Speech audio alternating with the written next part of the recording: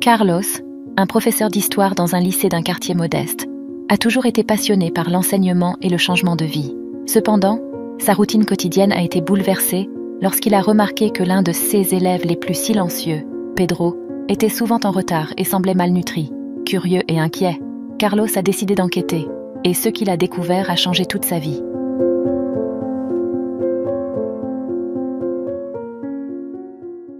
Carlos Miranda était un professeur passionné par son métier. Depuis son enfance, il savait qu'il enseignerait, fortement influencé par ses parents. Tous deux professeurs d'université, il a grandi dans un foyer rempli de livres, de débats intellectuels et d'une stimulation constante de la curiosité. Carlos n'aimait pas seulement apprendre sur les choses, mais il les partageait aussi avec une immense passion. À 10 ans, il voulait déjà expliquer pourquoi la mer est bleue et pourquoi la plupart des fleurs éclosent au printemps.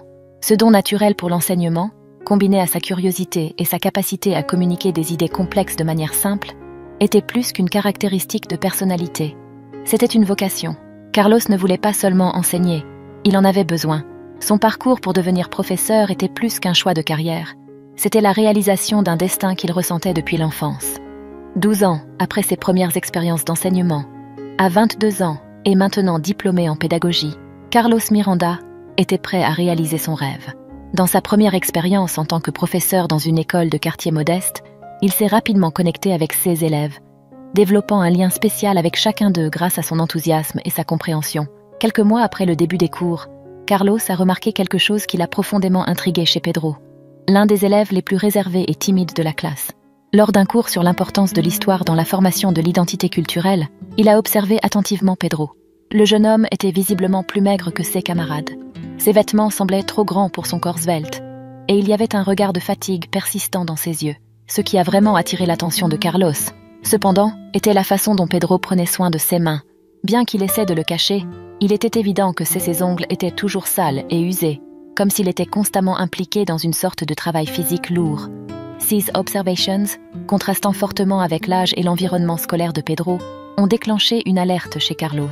Il s'est rendu compte que ces signes étaient indicatifs de quelque chose de beaucoup plus sérieux.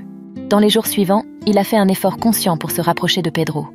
Pendant les cours, Carlos cherchait à impliquer Pedro dans les discussions, remarquant comment ses yeux s'illuminaient brièvement avant de se replier dans sa coquille.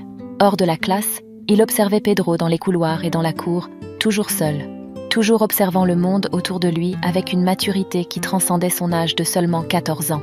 C'était ce mélange d'introspection et de sagesse précoce qui a conduit Carlos à réaliser qu'il y avait quelque chose de plus dans l'histoire de Pedro, quelque chose qui pourrait expliquer son comportement introverti et son regard mélancolique. Poussé par un mélange de préoccupation et de curiosité, Carlos a décidé qu'il devait découvrir ce qui se cachait derrière l'apparence et le comportement du garçon, sans imaginer que cette décision déclencherait une série d'événements transformateurs, tant pour lui que pour son élève. Un après-midi typique, Carlos a remarqué un changement encore plus alarmant dans le comportement de Pedro. Le garçon, déjà habituellement distant, semblait maintenant complètement déconnecté du monde autour de lui, luttant pour garder les yeux ouverts pendant le cours. Carlos a observé avec une inquiétude croissante que Pedro semblait visiblement plus faible, avec des cernes profonds marquant son visage pâle. Pendant une pause, il a entendu Pedro se plaindre silencieusement de maux de tête persistants, un signe qu'il ne pouvait ignorer. Poussé par un mélange de préoccupation et de détermination, Carlos a décidé d'agir. À la fin de la journée scolaire, il a suivi Pedro à distance, se tenant discret pour ne pas être remarqué. Ce qu'il a vu cet après-midi-là allait changer à jamais sa perception et le cours de ses actions. Pedro, un enfant de seulement 14 ans, marchait lentement dans les rues du quartier jusqu'à un immeuble ancien et usé. Carlos observait pendant que Pedro montait les marches avec une fatigue qui était trop grande pour quelqu'un de son âge. Lorsque Pedro ouvrit la porte d'un appartement au dernier étage, le professeur vit la réalité de la vie de son élève. Un espace mal éclairé et précaire, où la pénombre peinait à cacher les murs écaillés et le mobilier usé. À l'intérieur de l'appartement, une petite fille d'environ 5 ans courut vers Pedro, l'enlaçant avec un mélange de joie et de soulagement. La scène était à la fois émouvante et désolante. Au fond, un petit chat se blottissait dans un coin, comme s'il partageait la même fatigue et le même combat quotidien. Carlos, voyant la porte de l'appartement entr'ouverte, prit une décision impulsive et entra. Pedro fut effrayé de voir son professeur là, mais après un moment d'hésitation, son visage refléta un mélange de soulagement et de confusion. « Professeur Carlos, que faites-vous ici ?» demanda le garçon, l'air surpris. Carlos, avec une expression douce, répondit « Excusez-moi d'entrer ainsi, Pedro. J'étais inquiet pour toi. Puis-je te parler un moment ?» Pedro, un peu réticent, hocha la tête. Il regarda sa sœur Sofia, qui observait la scène avec curiosité. « J'ai remarqué que tu étais très fatigué et distant à l'école. Y a-t-il quelque chose que tu voudrais me dire ?» demanda Carlos, gardant son ton doux et accueillant. Pedro soupira, et après un bref moment d'hésitation, les mots commencèrent à couler. « Mes parents, ils sont morts dans un accident de voiture il y a quelques mois. Depuis, je m'occupe de Sofia, en ramassant et en vendant des matériaux recyclables que je trouve dans la rue. C'est difficile. J'essaie de tout faire, mais parfois c'est trop. » Carlos écouta attentivement, son cœur se serrant en comprenant l'ampleur de la situation. Maintenant, il comprenait les mains sales du garçon et la raison de sa fatigue extrême. « Pedro, je suis désolé pour ceux que vous traversez. C'est beaucoup pour n'importe qui, surtout pour quelqu'un de ton âge. Je veux que tu saches que je suis là pour aider. » Pedro regarda Carlos, ses yeux reflétant un mélange de gratitude et de vulnérabilité. « Merci, professeur. Je veux juste faire de mon mieux pour Sofia. » En témoignant de la dure réalité de Pedro, un tourbillon d'émotions submergea Carlos. Les souvenirs de sa propre enfance, marqués par des pertes et des difficultés, ressurgirent avec une intensité écrasante. Carlos, qui partageait rarement son histoire personnelle, avait été adopté à 7 ans par des parents aimants et dévoués, tous deux enseignants. Le souvenir de son propre parcours, de la fin aux innombrables adversités, résonna profondément en entendant parler des luttes de Pedro. Déterminé à ne pas laisser Pedro et Sofia affronter le monde seul, Carlos prit une initiative le lendemain. Avec une compassion silencieuse, il commença à laisser des aliments nutritifs et des vêtements confortables à l'école pour les frères et sœurs. Ce geste de bonté était un petit phare d'espoir dans la vie tumultueuse des deux frères. Pedro, qui observait initialement Carlos avec un mélange de méfiance et de curiosité, commença progressivement à s'ouvrir. Dans les conversations après les cours, il partageait avec Carlos ses luttes quotidiennes et ses rêves timides d'un avenir plus prometteur. Carlos, à son tour, voyait en Pedro un reflet de sa propre jeunesse. Il se reconnaissait dans ses yeux pleins de détermination et dans la force silencieuse que Pedro démontrait. Au fil des mois, un lien profond et indestructible se forma entre eux. Cependant, cette relation était sur le point de faire face à un défi inattendu.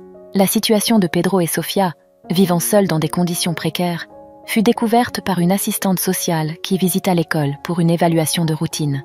En remarquant la condition de Pedro par rapport aux autres enfants, elle mena une enquête dans le quartier où le garçon vivait. En parlant avec les voisins proches, elle fut informée que la maison dégageait une odeur désagréable tout le temps et que les parents de Pedro n'avaient pas été vus depuis longtemps. Lors d'une visite à la maison de Pedro, elle constata par elle-même que l'environnement était constamment sale et imprégné d'une odeur forte, signe clair de négligence et de manque de soins de base, ce qui la préoccupa profondément. En parlant avec le garçon, il révéla que ses parents étaient décédés quelques mois auparavant et que dans cette maison, lui et sa sœur Sofia vivaient seuls. La révélation conduisit à une réunion urgente à l'école, où Carlos, l'assistante sociale et la direction se réunirent pour discuter de l'avenir des frères et sœurs. L'assistante sociale souligna que, en raison de leur minorité et du manque d'un environnement adéquat, Pedro et Sofia risquaient d'être emmenés dans un foyer pour mineurs. Carlos ressentit une douleur au cœur en entendant cette possibilité. Il ne pouvait pas permettre que cela se produise. Mu par un élan de protection et une responsabilité allant au-delà de ses obligations en tant que professeur, Carlos intervint. « Je peux prendre soin d'eux », déclara-t-il avec conviction. « J'ai déjà créé un lien avec Pedro et Sofia. Ils ne sont pas seulement mes élèves, ils sont devenus une partie de ma vie. » Il y eut un moment de silence, tandis que tous dans la salle absorbèrent la magnitude de ce que Carlos proposait. L'assistante sociale, initialement surprise, évalua Carlos attentivement avant de répondre. « Cela nécessiterait un processus d'adoption formel, avec toutes les vérifications et engagements légaux impliqués. » Carlos, déterminé, répondit. « Je suis prêt à passer par tout processus nécessaire.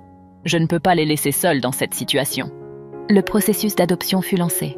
Carlos affronta chaque étape avec détermination, poussé par le désir d'offrir à Pedro et Sofia un foyer sûr et aimant. Malgré les défis bureaucratiques et émotionnels, il resta ferme dans sa décision. L'adoption de Pedro et Sofia par Carlos fut un acte d'amour incommensurable, transformant la vie des trois de manière inimaginable.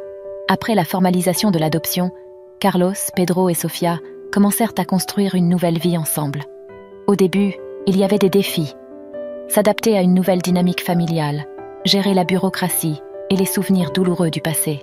Mais, avec chaque jour qui passait, la maison de Carlos devenait de plus en plus un foyer, rempli de rire, d'apprentissage et, surtout, d'amour. Sofia, initialement timide et réservée, commença à s'épanouir sous les soins de Carlos. Elle devint plus bavarde et curieuse, suivant souvent Carlos et Pedro dans la maison avec un sourire radieux. Pedro, à son tour, commença à se distinguer à l'école. Ses notes s'améliorèrent et il découvrit de nouveaux intérêts et talents, encouragé par le soutien constant de Carlos. Carlos, qui a toujours cru au pouvoir transformateur de l'éducation, s'est encore plus investi pour faire la différence dans la communauté.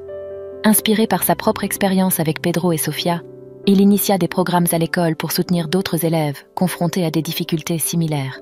Sa maison est devenue un lieu de rassemblement pour les élèves, où ils pouvaient étudier, recevoir des conseils et, plus important encore, se sentir en sécurité et valorisés. L'histoire de Carlos, Pedro et Sofia s'est répandue, inspirant d'autres enseignants et membres de la communauté. Ils ont montré que la compassion et l'action peuvent créer des vagues de changements positifs. Dans sa maison, Carlos regarde les deux enfants, maintenant ses fils, et ressent une profonde gratitude. Il réfléchit à l'incroyable voyage qu'ils ont vécu ensemble, à la croissance qu'ils ont expérimentée et au brillant avenir qui les attend encore. « Vous avez transformé ma vie autant que j'ai transformé la vôtre », dit Carlos avec un sourire. Pedro et Sofia, maintenant rayonnants de bonheur et de sécurité, embrassent Carlos, montrant qu'ils sont vraiment une famille unie, forte et pleine d'espoir. Et si vous avez aimé cette histoire, la prochaine vidéo qui apparaît sur votre écran va sûrement vous émouvoir aussi. N'oubliez pas de vous abonner à la chaîne, de laisser votre j'aime et d'activer la cloche des notifications pour ne manquer aucune de nos prochaines vidéos. Je vous souhaite tout le meilleur dans votre vie et à la prochaine pour une autre histoire émouvante.